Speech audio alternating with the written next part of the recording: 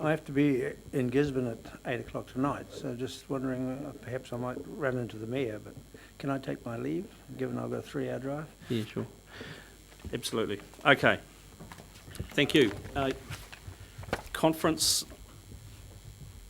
discussion. Thank you, Wayne. On page 55, European Water Quality Conference. I suggest there be very few slides here, Mr. Maxwell. I'm sure you're happy to show very off few here. slides, Chair, so I'll just quickly run you through them. So there are a range of objectives from the conference, which I guess was the thing that attracted me to it, as well as the comments from other regional council staff who'd been to this particular conference for the previous 2 sessions, and absolutely those objectives were well met. So there were sort of a range of significant themes, and the details in the paper, along with the italicised text, is the verbatim explanation of the themes from the conference organisers. The systems knowledge, if you like, is about understanding model inputs, so understanding how systems work properly to properly inform model development.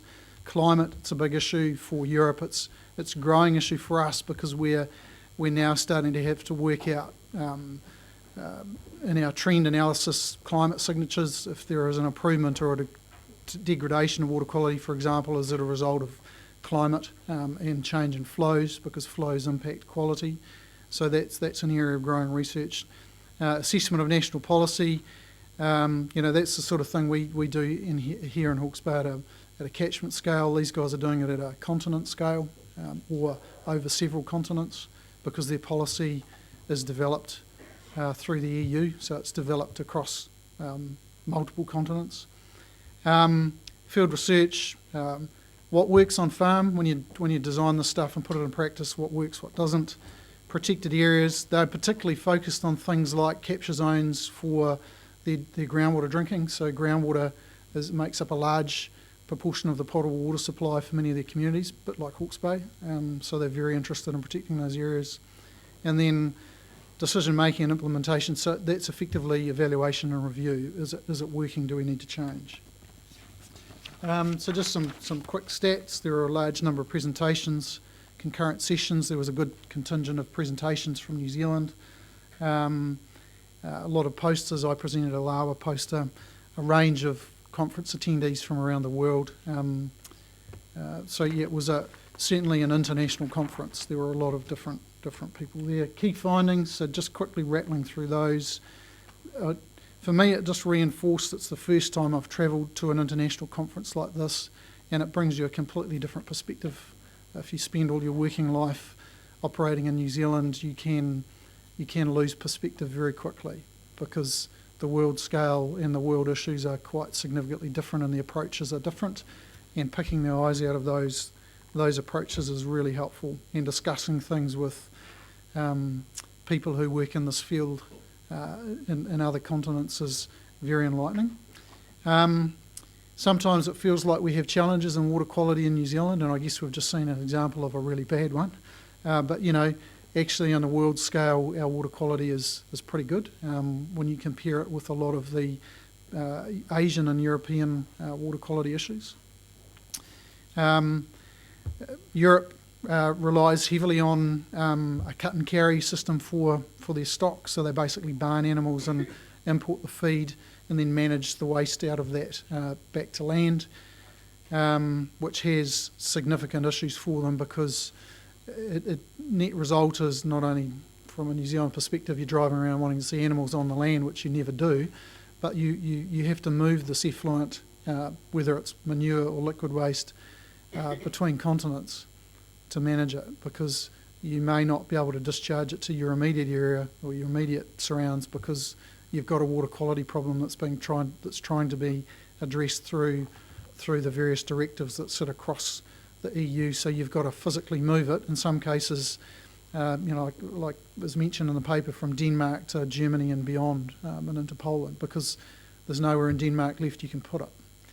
So the scale of the issue and the scale of the response required is significant compared with what we're dealing with, I guess. They have a very top-down approach to policy development. It's something I was talking to Councillor Barker about at lunchtime. So in New Zealand, we're a very bottom-up approach, grassroots evolution of it, and high levels of engagement with stakeholders, whether they're people affected by it directly, like farmers, or people who are passionate and interested in the environment, in the environmental space. But there's a close connection into the policy development. In Europe, it's top-down. It's let's figure this thing out on a multi-continent basis. Let's develop policy through a directive that applies across multiple continents, and then let's direct those continents to take action right down to the paddock scale. So, and as a result of that, you get the natural disconnect between those people who are having to make the change or take the action, the farmers, and the regulations that are required. Or in some cases, you have continents that say that's too tough, well, we're going to do it differently. And there's impacts and consequences from that for them through the EU. But that said, in some places the policy's working, and they've managed some pretty significant reductions in N leaching and N levels in groundwater in particular.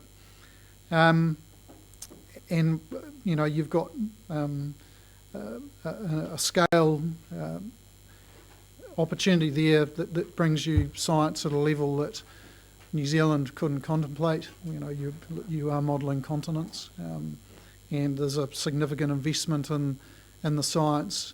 But that said, we certainly punch well above our weight, and the work we do is right up there in terms of the approaches and the understanding and the designs of the models. So we're by no means a poor cousin. The work we do is on par and in some cases ahead, but they're doing it at a scale that we couldn't contemplate. And that, look, out of this there are a range of people from Europe who are particularly interested in coming to New Zealand and learning more about the way we do business. So Ken Taylor, who's a director at Environment Canterbury, presented a paper on the Canterbury Water Management Strategy, which was hugely of interest to the European community, because it brings through a completely different approach to developing policy that has, which is the same way Hawke's Bay does it, but that has, you know, significant uptake and benefits compared with their approach. So we're looking to foster that and bring some of these people here to share experiences. And finally, yeah, look, I'd just like to, I'm very grateful for the opportunity to be able to do this. Questions?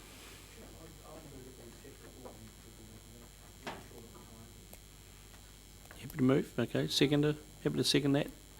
No question? You wish to speak? I do wish to speak. I think it's a very good report, Ian. Thank you very much.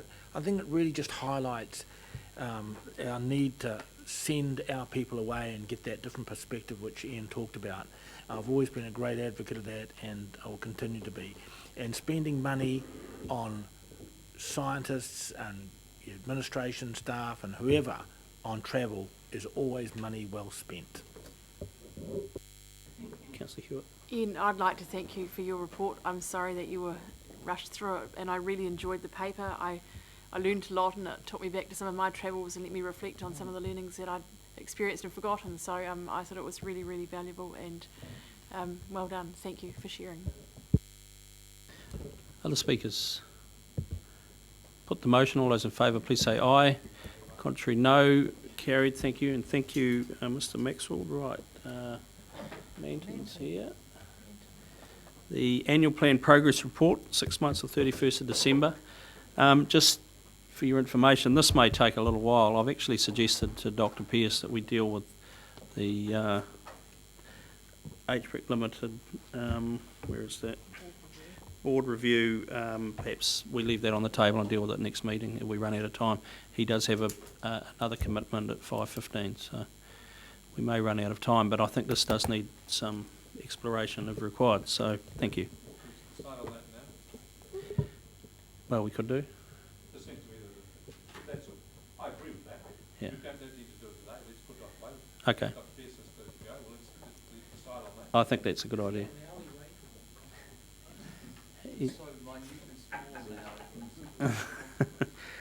Well, hey, look, if that's the feeling of of the council, and we will have a normal start next meeting, obviously.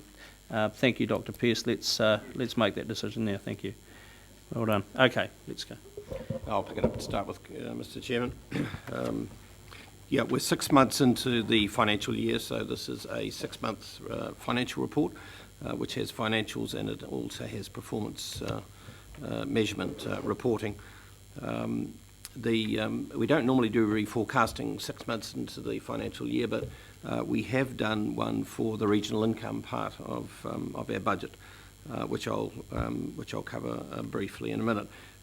What we haven't done is a reforecasting exercise for the groups of activities, which is our normal council spending. We'll do that in the 9 months, and that's the time frame we normally work to. I would observe, though, that and I've noted there on paragraph 5 on the opening paper that we have reviewed the activity costs, and there's no great cause for concern at the moment as we see. I mean, we do keep our eye on these things. There are some known areas of over expenditure, and some of these have come through the council. West Shore Renourishment, you'll recall that the Maori Committee costs increase, and the amalgamation pole costs certainly came higher than we budgeted. But on the other hand, there are some savings in salaries. There were a recruitment of a number of senior personnel for this current financial year, and they have been slower. Those positions have been filled slower than we anticipated. So there is some savings there, and ACC levies are down, and there's one or two other areas as well. So, and generally speaking, groups of activities we see at the 6 months in no cause for concern, and they're balancing the overs, balance the unders. I have spent a bit of time on the regional income though, and that is on page 63, and the diagram to guide you through it is on page 62. The table giving you the unfavourables and favourables. Basically what's happened here, and you'll recall that the 3-monthly report picked up on some of these trends. The drawdown of money by HBRC for the Ruataniwha project, of course, we've been through that today, much slower than we anticipated. And that slowness, of course, results in reduced dividends from HBRC. So we see an unfavourable variance of 224,000 there for HBRC's dividend payments. Of course, that money floats into or remains in on deposit in the banks. So therefore, we see a lift in the interest on investments as well. So there's some offsetting there, but there's differences in the percentages. It's a 6% return on the Ruataniwha, and at the moment we're under pressure on interest returns on deposits.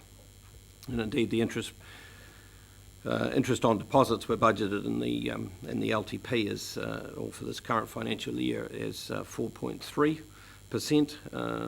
relatively low. But at the moment, we're only pulling in about 3.4%, and on our current investments.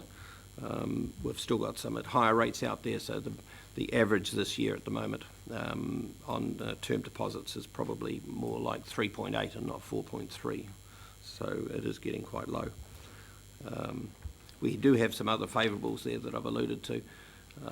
The forestry estate, there's a favourable there. We've had a report received by Council in December that alluded to the increase in value of the forestry estate and increase in carbon credits, and that flows through to give us a favourable.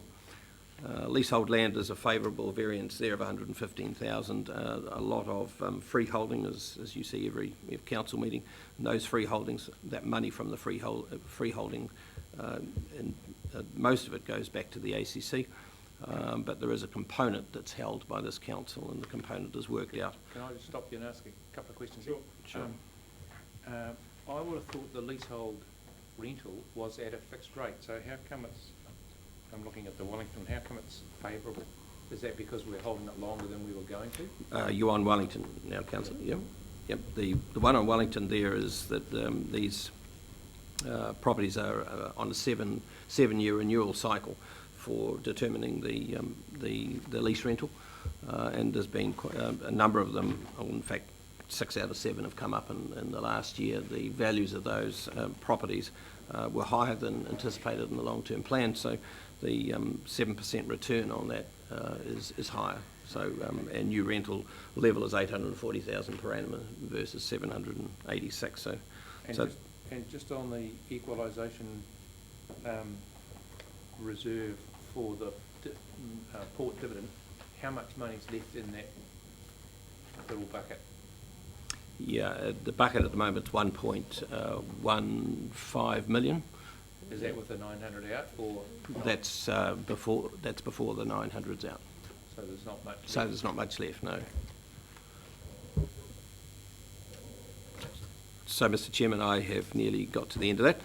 So you'll see that that there are a number of movements in regional income. So I thought I would do a fairly comprehensive paper on that to bring you in the picture there. But the good news is the favourables offset the unfavourables.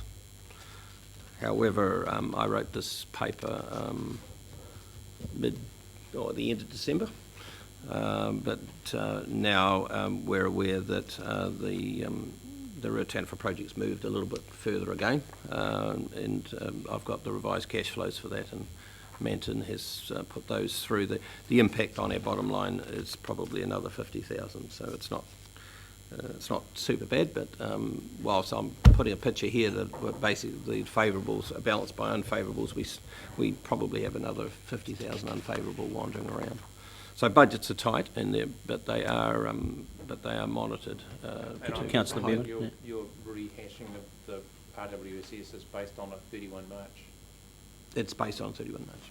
Yes, it is.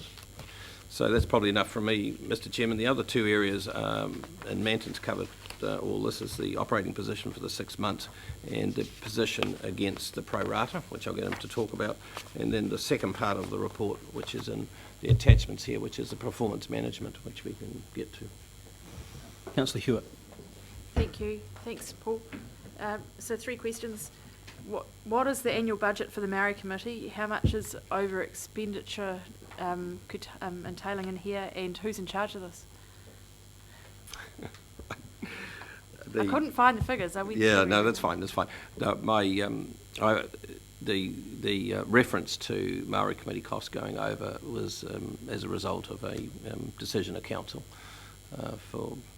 and you'll recall that in the last couple of meetings, decision of council for an increased payment level. Yeah. Yeah.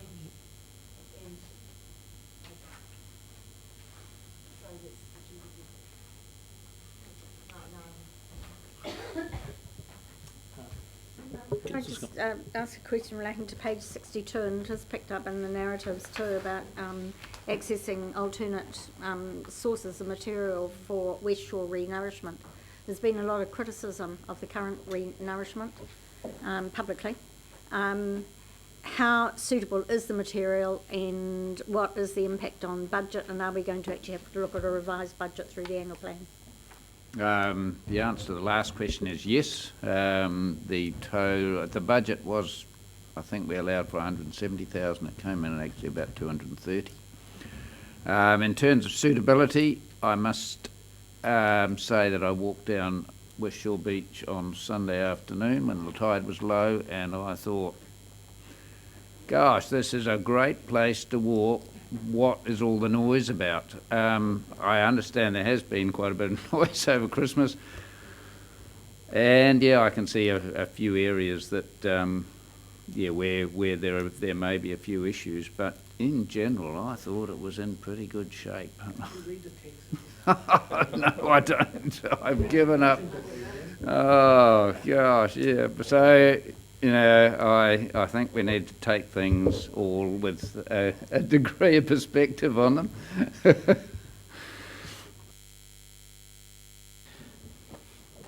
But council budgets. There is pressure on budgets there, as Mike said. There's about 60,000 70,000 over, of which we pay half of, and I believe that one of the issues in the annual plan will be to put forward for an increased allocation there. That's an issue.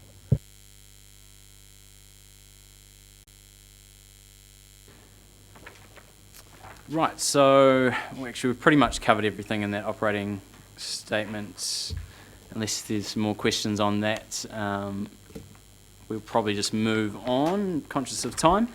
The only other area which is slightly different than what we give you every quarter is just a quick recap on the disaster damage reserve fund that we have, and that has a portion of equity. Page 65. Sorry, 65. Equity and interest that we have there.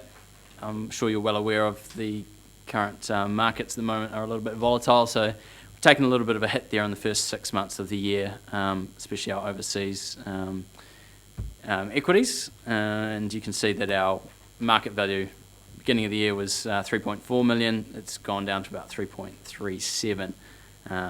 So I think it's around about a percentage drop, negative percentage. So just thought we'd flag that nice and early. The market's still this month pretty crazy, and we're not quite sure where that will go. But overall, over the last, we do aim for that return of around 3%, depending on inflation.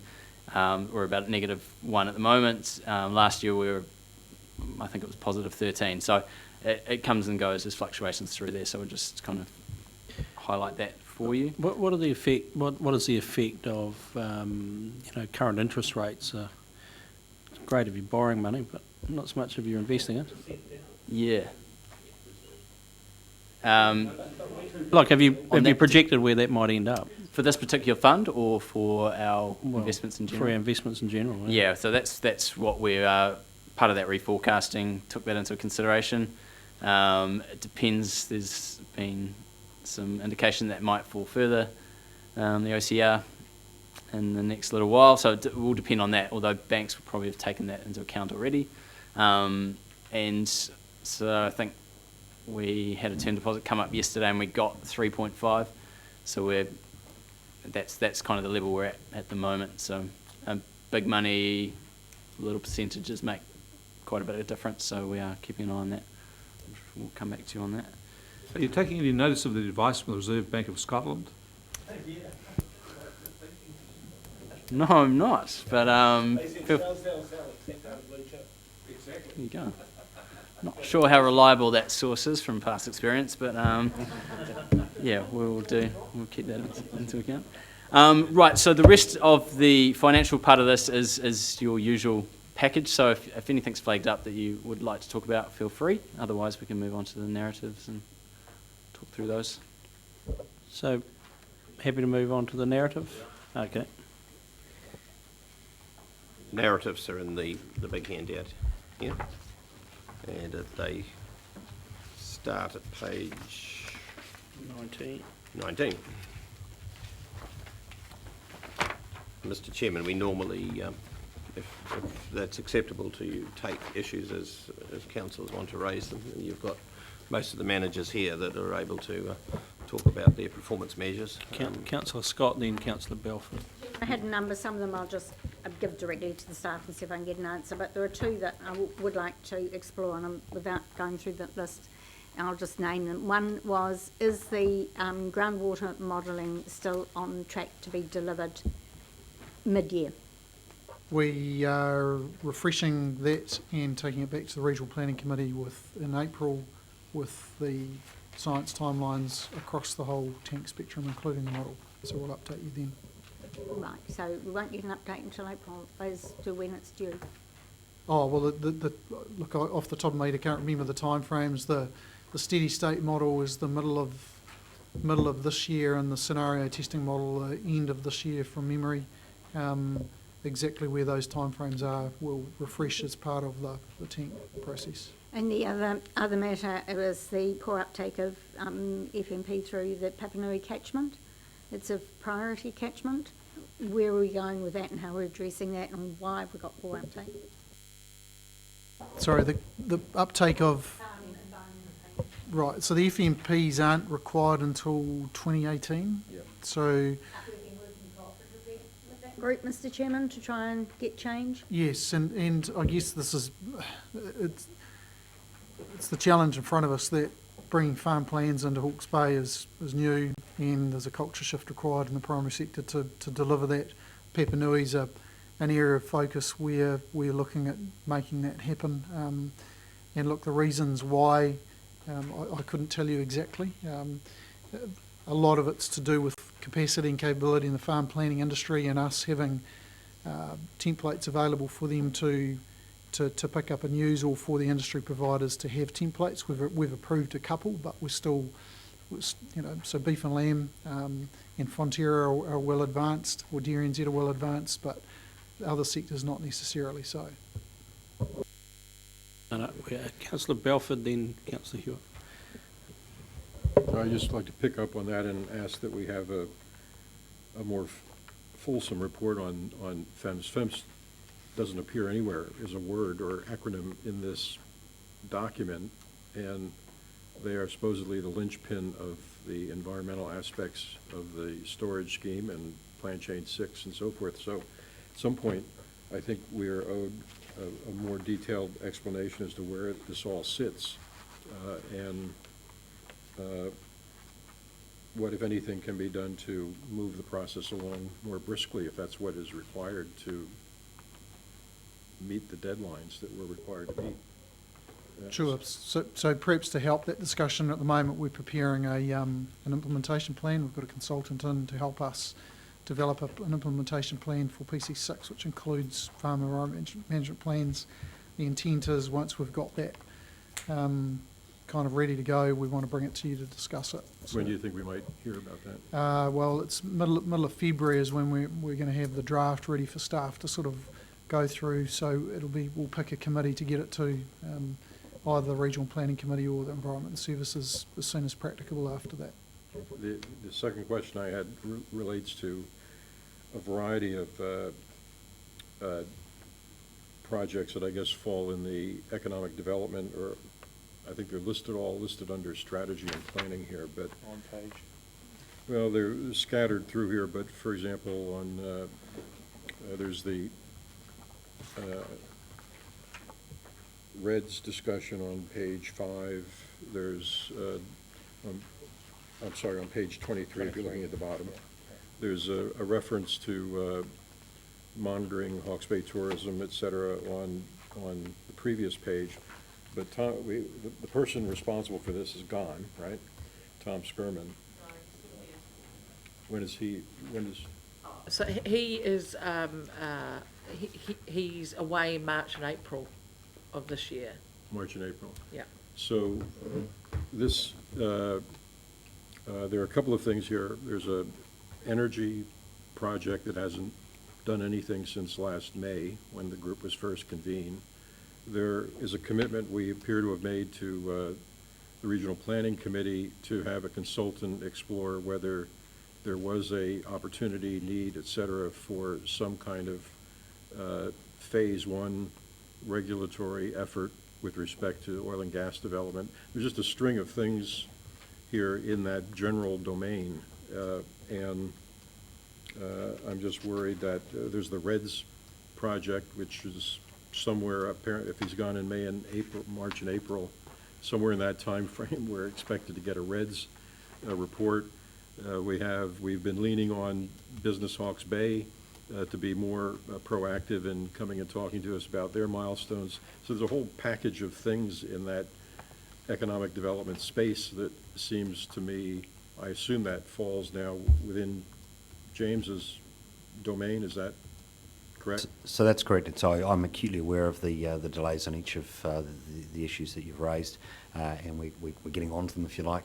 With respect to the REDS situation, that was an unanticipated delay beyond our control when the central government came back at the very tail end of the process and asked whether we had deeply engaged with local Māori as opposed to having them involved more generally as part of the consultation, the development of that strategy. Subsequent to that, we've had to go back to the drawing board and essentially start from the grassroots with local iwi groups. They have formed a cluster to drive that piece, and we've got funding available for that. And just in the last day, I understand that Kahununu Niki is taking the leadership of pulling together a series of hui throughout the region to develop that view around their regional economic development strategy as a subset of the wider economic development strategy. So I'm reasonably confident by year end we will have caught up on that one. Councillor Hewitt. So Liz, a question for you. I find the on-track, off-track and variance just pretty, wishy-washy. And I'm wondering if you might consider maybe doing a bar graph or showing, this is where we are, a percentage along the line, and this is where we're expected to be. Just, I don't know, is there another way that you can report that will give us? But one of the biggest Google's debates we got a had bit of around better this new wisdom. type of reporting was what we were going to call on-track, off-track and variance. And believe me, just about every option you could think of was put out on the table. What we were really trying to do was, we've got the pie charts which show that at the front. You would have seen those, which give you by group a little bit of a status. Really, I think maybe what we probably will need to do is actually define what we mean by that. And I think not only for your benefit, but actually as I've looked through this in the last couple of days, actually to get a consistent application of those terms across staff that do this reporting.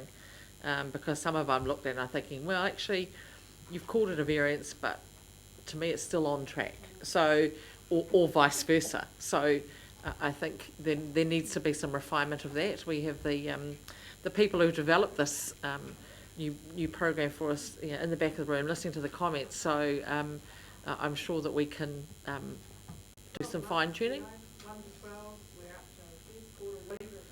So yes, so is that what on track means, that we've completed what we said we would for the first quarter? So yeah, we'll do some fine tuning of that. So other questions? Around the reference on page 46 to Tours Dam. Is there a plan for a partnership over this to get some environmental outcomes? Is that what is being referred to there? Councillor, just which Page 46. which page 46? Page 28, Oh, okay, right, sorry. also numbered page 46. Right, helpfully.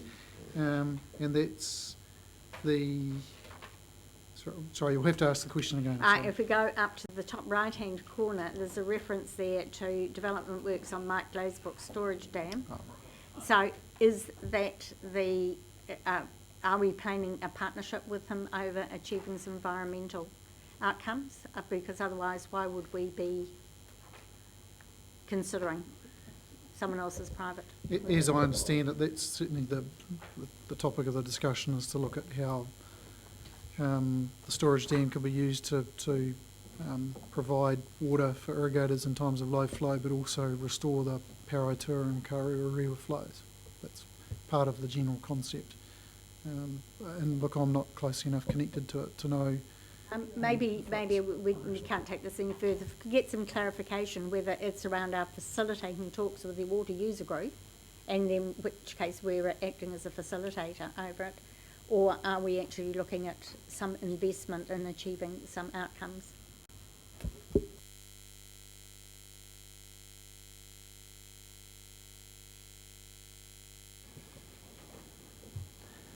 So a quick whip round the table. Councillor Hewitt, are you there or thereabouts? No. It's the power works in here. We can go all night. Councillor Grant. Councillor Scott, you had some questions. You'll pass directly on to staff. Yeah, that's fine. Councillor Pipe. Councillor Bevan. You there or thereabouts? Yeah, thank you. Councillor Belford. Councillor Barker. Absolutely. Yeah, well, I'm good. Someone happy to move then that we accept this report? Thank you, Councillor Scott. And we have a seconder in Councillor Graham. Thank you. Further discussion? We took longer to discuss $15,000 than we take to discuss a major spend always on the the case. annual plan. So I do actually apologise to the staff that we got so pushed at the end. Seconder? Yeah, I guess it has been a long day, and this is really important stuff, and I had lots of tags here, but I don't think we need to extend the day out further than we have. Well done. Looks like the book's balanced to me. Further discussion? Put the motion, and all those in favour, please say aye. To the contrary, no. Carried. Thank you. Right, let's now then just shoot across to page 79.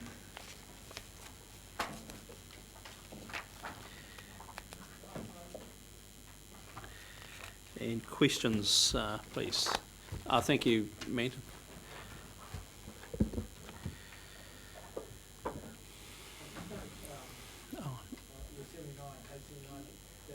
Microphone, please, just for the Oh, camera. yes.